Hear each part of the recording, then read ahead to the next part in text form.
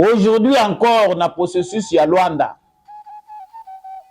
il paraît que le président angolais a connu une bourde. Bourde nini oya commettre pour que le Congo se retire. Le Congo n'avait jamais donné son aval pour que les M23 viennent en Angola. Na ba discussion nyonso ndenge basalaki ezali na clause te oyo Congo endimaki que ba M23 baya ko participer na ba discussion na Angola. Mais sous pression na complicité na Kagame, le président angolais accepte d'accueillir sur son sol, au nom de la médiation, des délégués du M23. Ba délégué wana ya M23 ba ye na Luanda asololi na bango. Et comme les renseignements rwandais, grâce à Vipero izana musala makasi penda, yango tozoko lobaki, likanisho ya mur, président Félix Tshisekedi azui, il faut likanisho oyo ya mur to concrétiser yango. Nous en avons les moyens. To construire na mur wana penda ya solo ndenge tolobeli wana mur il faut kabola biso na raso ya Vipero. Parce que comme ça on ne vivra pas en paix. Na pesi bino kaka parenthèse pour mona ki raso eza pasi ya ko gérer. Soki natali makambo ba Touareg, ba Peul, baza ko sala na Mali eza pasi. Ils sont les mêmes partout où ils sont passés en Afrique, c'est toujours des balkanisations qui passent par eux. Bango kaka nde mutu baza utilisé par l'Occident dans les sales besognes. Terrorisme bozo yoka na Mali et yindi eza kaka ba race oyo tozo ko mona oyo ya bato ba Kagame oyo. C'est toujours les mêmes races qu'on utilise pour le terrorisme, pour balkaniser des pays. Et ça même race bazo utilisé pour créer ma guérilla na bamboka ya bato. Toujours bango. Le président angolais est en train de jouer avec le feu parce qu'azoye ba pété que et pas ina yépé ba tendance. Tindika télévision matondo mingi na bandeko bomesana kolanda biso samba olonga de père et de mère atombeli bino boye malamu na kati ya émission oyo soki oza déjà en direct merci na yo ndenge oponi etando na biso. Je vous prie de vous abonner soki oza nanu abonner te partager les lives, soyez de plus en plus nombreux à commenter ndenge kaka ezalaka na etando na biso.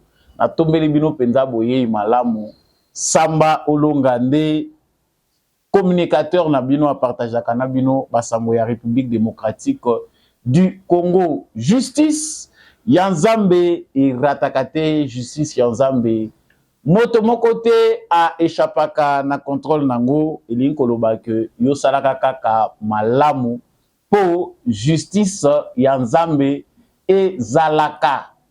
Donc, ezala nan kuku, ezala nan poissa, ma bête au salaka, et kozala toujours dans les foutis na yango. À la une, il y a actualité na biso, ba discussion, il y a Luanda ezali en danger. Président angolais atindi ministre na affaires étrangères comme envoyé na Félix Tshisekedi. Na cadre ya ba négociation topé ba discussion o ezalaki ko salema sous médiation ya président angolais na Luanda. Qu'est-ce qui se passe réellement comme ba dessous des cartes na ba négociation oyo secrète? Qu'est-ce qui s'est passé entre ba chef ya renseignement ya République démocratique du Congo na ya Rwanda? Samba olonga zongeli basango pona kolakisa nini oyo ezali kobatama sima ya médiation ya président angolais. Na kati émission oyo tokolobela pe na cadre ya média na biso réseau munene ya ba Rwandais oyo ezali coopérer na kati ya ba journaliste congolais. Est-ce que gouvernement congolais amonaka makambo ezali koleka na kati ya réseau ya ba journaliste congolais ou certains se comportent comme étant des citoyens rwandais qui travaillent pour le compte du Rwanda. Tokolobela ngo pene émission oyo. Nabosuki si tokolobela état de siège, tolobela ngo kala. Pour une fois encore, ba député ya Nord Kivu na Ituri ba sangani balobi bazali contre prorogation ya état de siège. Balingi ete mokonzi ya mboka azwa décision ya kolongola ba province wana sous état de siège. est-ce que ezali mabe to malamu? État de siège, moto ezali kokota insécurité makasi na Nord Kivu na Sud Kivu, to pe ezali pena na likanisi mususu, samba olonga boyebi ke commentaire pe analyse ezalaka toujours pembeni, tozali kolobelango na kati ya émission oyo. Encore une fois de plus, na tombeli bino boye malamu, na kati ya émission na biso vérité polele polele, soko oza déjà en direct, likez, partagez, abonnez-vous si vous n'êtes pas encore abonné, n'oubliez pas, yako tikela biso commentaire depuis wapi, yo olandi biso à travers la République démocratique du Congo, depuis wapi, yo olandi biso à travers les mondes. Sangwa liboso nazalaki kolobela awa ezali sango ya ba discussion ya Luanda. Virage ezali tellement makasi que processus oyo ezali créé na Luanda ezali encore une fois de plus kolakisa rapport de force oyo ezali koleka entre Kinshasa na Kigali. Du côté congolais, en tout cas, le président Félix Tshisekedi a pris le soin de bien renforcer les négociateurs naye na ba experts. Il y a renseignement au côté na bango pe ba choisir équipe moko bien configurée pour na ba discussion o ezali koleka entre ba service secret congolais na ya Rwanda. Na première étape o ezalaki rendez-vous ya ba experts. En tout cas, selon les médias ébélés, le chef du renseignement militaire congolais a constitué une équipe ya batumoko chevronné pour discuter na Rwanda sous supervision à médiateur angolais. Malgré les complications nyonso Rwanda alukaki asala dispositif ya ba congolais, en tout cas, ezalaki vraiment très ferme. Et la conclusion, nous l'avons vu, ministre des Affaires étrangères de la République démocratique du Congo, azongi sima tango amoni que les Rwandais veulent encore jouer leur sale jeu. Mais après kokata na ya masolo na Luanda, ministre na biso ya Affaires étrangères ya Congo azongi, président angolais atindi ministre na ye ya Affaires étrangères comme émissaire auprès du président Félix Tshisekedi.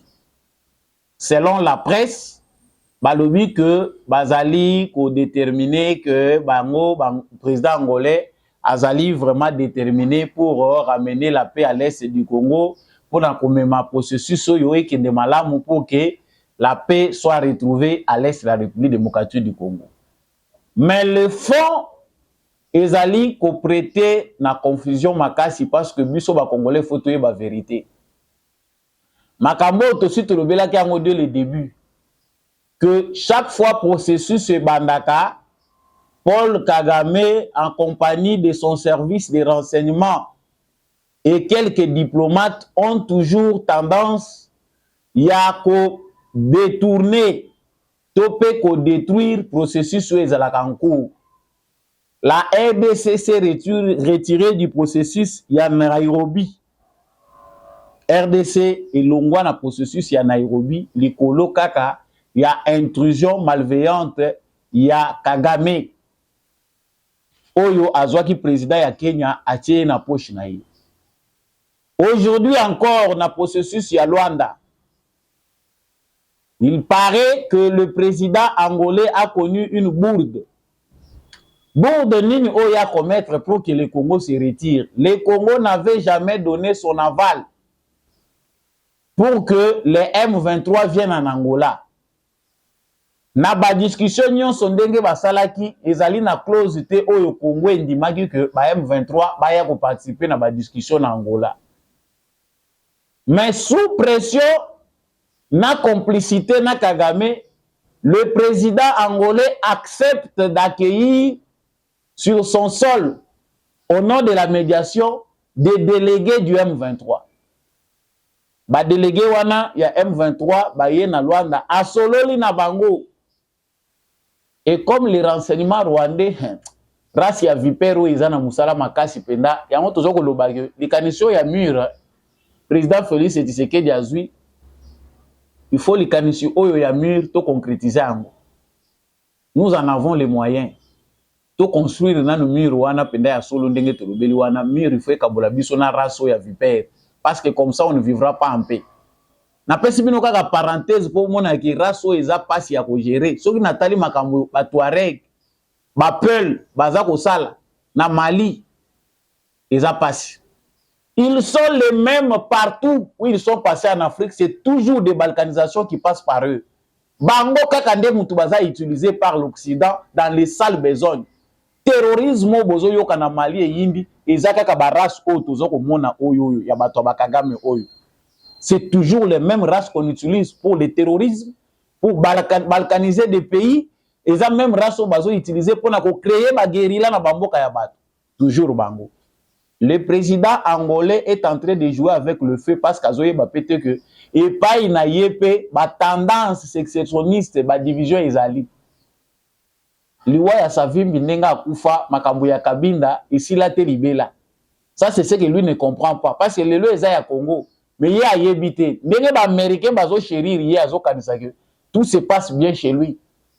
Il y a risque que na Kabinda ndenge kana za ko lobawa batu mususu ba ko luka ba détail mais il faut faire très attention que le Congo fasse très bien attention à ses frontières. Kabinda wana boko yoka ka ki terrorisme bimi kuna. Ça c'est entre parenthèses. Le président angolais s'est laissé berner à Yambi ba M23 et puis tant que discussion ezako salema ko continuer na ba ministre affaires étrangères à l'obinote to harmoniser plan na plan o to harmoniser il faut que ba discussion salema entre gouvernement congolais na M23 pona ko luka ndenge nini boko yiko solola na bango po bo apaiser bango bozwa clause na bango et longo wana non il faut que des militaires congolais viennent les militaires rwandais, pardon, dans le cadre de la neutralisation des FDLR, les militaires rwandais pour vérifier, pour qu'il y ait certitude, bakota sur le sol congolais, n'a pas militaire congolais, n'a traque ya ba FDLR.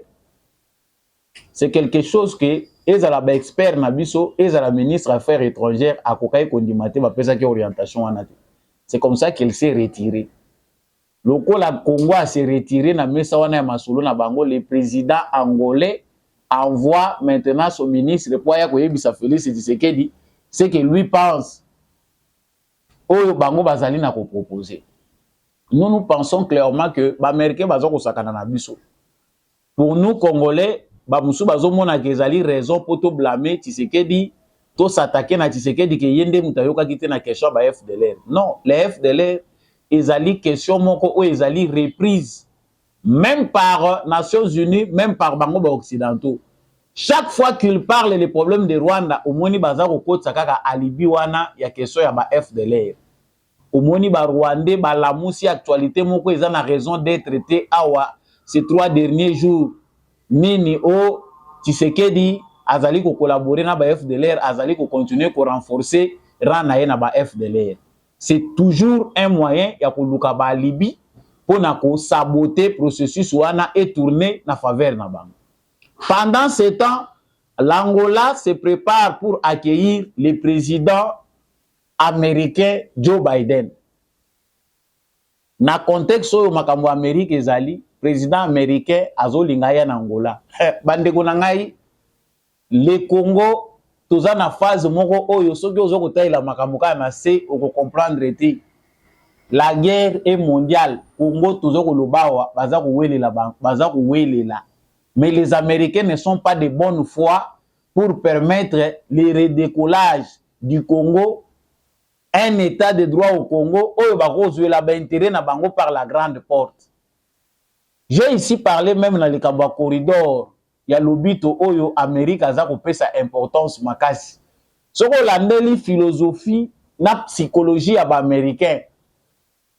Bazali kaka déterminé ya kozwaka ba minéraux nyonso ezoyela na Congo via des pays voisins. Les corridors de l'Obito eza bien, eza ko désenclaver processus ezoya ko bima. Mais dans la vision américaine, baza ko chambongo na bango ebele wana objet nini, vision nini bango bazotila mbongo na bango. Parce que même des experts de chez nous disent que c'est un très bon projet, il faut ba américain baza ko chamba milliards na bango. pour na corridor wana ndenge zo ya koleka lobito et les wana et traverser ba pays wana nyonso. C'est quoi l'objet? C'est la même chose que les Belges ont fait ici chez nous. Ba Belge ba sala nini? Ba Belge ba trasa biso kaka chemin de fer na banzelo ba salaka ezaki uniquement pour ba lekisaka ba matière première bango baza ko exploiter ba bimisango ekende na bamboka na bango. L'Amérique, les Américains viennent en Angola. Pendant que Félix Tshisekedi, lui aussi, attend le président chinois chez lui. Dans le cadre, il y a inauguration, il y a premier, il y a grand centre culturel, il y a Afrique centrale. Où il y a un chinois en face, il y a palais du peuple. Vous voyez vraiment le message. Quand on essaye de voir, il faut Congolais que Tshisekedi est en danger. Le jeu qu'il joue l'instant, pour l'instant, pour Busso Congo, Tokoma libre, et un jeu dangereux. Il a prêté serment pour cela, pour sauvegarder les intérêts du Congo, mais la piste est tellement dangereuse. Que les Américains ne sont pas prêts à en finir avec l'exploitation. Exploitation moko oyo ezali à outrance. Ils ont respecté tes droits en tant que autochtone bakolo mabele.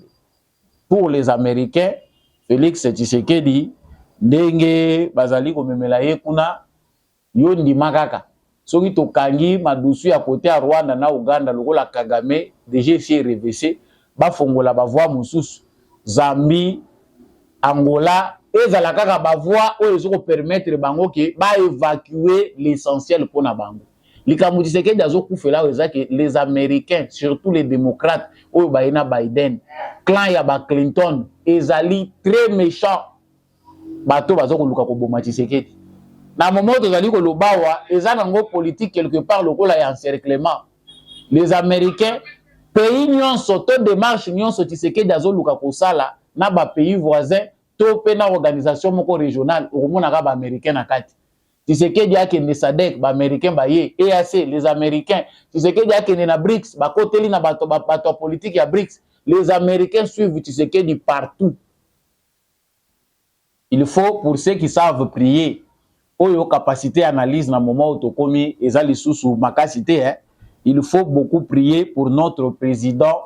Nous traversons un moment très difficile, biso ba Congolais. Ce qui se passe à Luanda, ezali ko démontrer que les Américains, ils ont les moyens. Ce qui se passe à l'est du Congo, ils ont fabrication à Bango.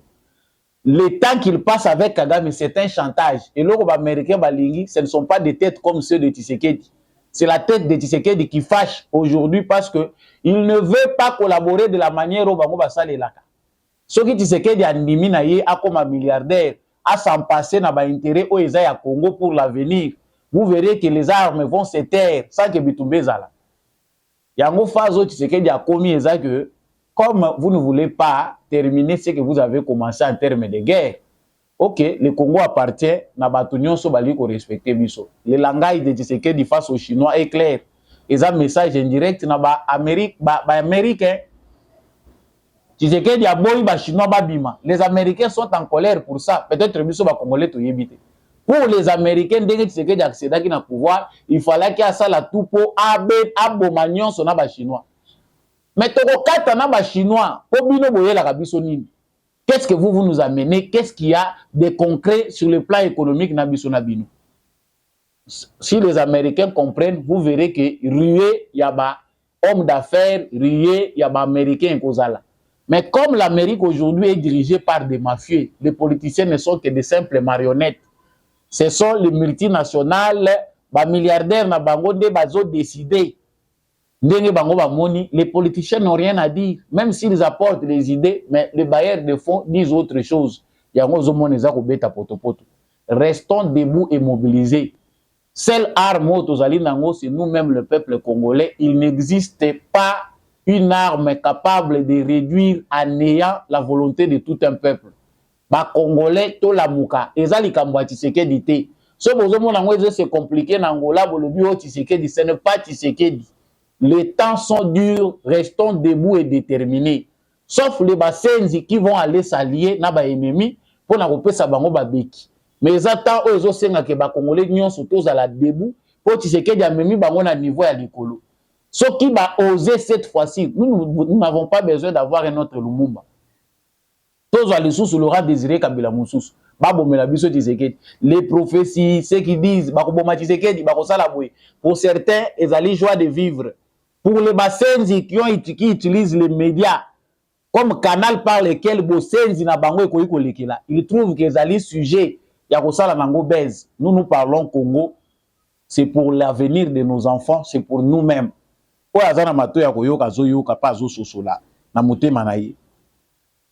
Naza ko sukisa awa pona kolobela pe likambo oyo ya réseau rwandais na kati ya ba média. C'est comme si le Congo n'a pas un gouvernement.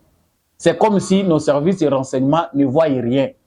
Mais chaque jour biso bato toza ko leka travers presse, tozui habitude ya kopesa kabino ba information, tozali komona que nous sommes infiltrés. Les médias congolais aujourd'hui sont en proie aux forces du mal. Ba ennemi na biso ba comprendre faiblesse ya presse congolaise, eza presse moko ya coupage, presse moko ya ba mandian. Lelo o tozali koloba, il y a un pourcentage élevé de journalistes congolais qui sont manipulés de l'extérieur. Ba mususu bake ko s'exiler na ba mboka ba paya, mais ba information eza ko se diriger vers Congo.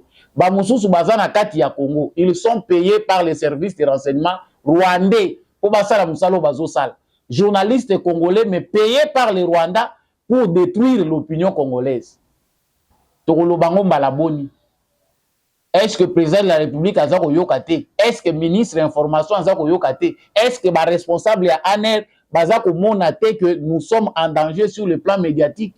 Le journalisme est en danger. Les Français va créer des journalistes na bango pour défendre l'opinion na bango na kati ya ba Congolais. Les Américains ont leurs opinions. Tolo baboni. Bino pona bino bokanisi que ba communiquer à présidence, ça suffit. Les réseaux de Rwandais, vous pouvez les voir. Ba information nyon sur les alliés à M23 a essayé d'analyser. Je prendrai le temps de vous montrer des figures na kozwa pen wana. Bomona ba jare ba information ba publier kapé orientation na bango par rapport à ba information wana. Vous allez découvrir que tozali en danger. Likambo oyo ya état de siège pour napenda kosukisa malamu monsieur Bitakwira na groupe moko ya ba député balobi que bango bazali kosenga na président de la République alongola état de siège. État de siège et si komi na suka esa elakisi échec ezali na progrès moko te yé à travers état de siège. Ils veulent que Baboma état de siège. Bitakwira qui s'exprime. Bon, Bitakwira, Ozana Nord Kivu, to Ozana Sud Kivu, to Ozape na Ituri. Baza côté mais l'état de siège. Oui, l'état de siège a aussi des faiblesses liées peut-être à l'administration militaire parce que les militaires bazala qui fait pour diriger comme les civils. L'état de siège est là pour un objectif spécifique. Mais bande qu'on a biso ba député il fallait ba yebisa biso. En quoi l'état de siège est Zamabe Koleka? Ceux qui balongoli état de siège et proposent quoi? Bitakwira lobi ponaye, il faut qu'à kokanga frontière na Rwanda. Fermer toutes les frontières, c'est ça la solution qu'il faut. Non, chers députés, c'est bien de chanter comme ça pour na révolter population, état de siège, trop de barrières, trop de ceci. Le même député qui crie que état de siège est ici là. Nde bango wana baza ko collaborer toujours na ba mouvement rebelle na ba mouvement terroriste ba utaye ko kanga ba mususu awa proposer de plus mieux pour biso sotondima ke balongola état de siège. Émission ya lelo ekomi na suka télévision ezangonga samba olonga zaki na esengwa koyeba bino ebele na kolanda émission oyo. Merci mingi pona écoute na bino, merci mingi d'avoir suivi cette information avec vraiment beaucoup de considération. Matondo mingi, soko sepela ki nango, likez, partagez yango, abonnez-vous si vous n'êtes pas encore abonné, petit commentaire. Depuis wapi Yolanda Kibiso à travers la République démocratique du Congo, depuis wapi Yolanda Kibiso à travers le monde. Merci l'équipe technique qui a Tindika Télévision, Deko Rabilema, Deko Kapaya, bazalaki na sima ya caméra pour cette émission oyo comme la bino matondo mingi na mwana mboka Rifin qui sombe. Merci mingi na Jean-Louis Timbalanga, l'homme de la vérité des urnes, à tous ceux qui soutiennent Samba Olonga, on reste ensemble. Wazalendo na motema, FARDC na motema, tukutani prochainement na émission Moussous.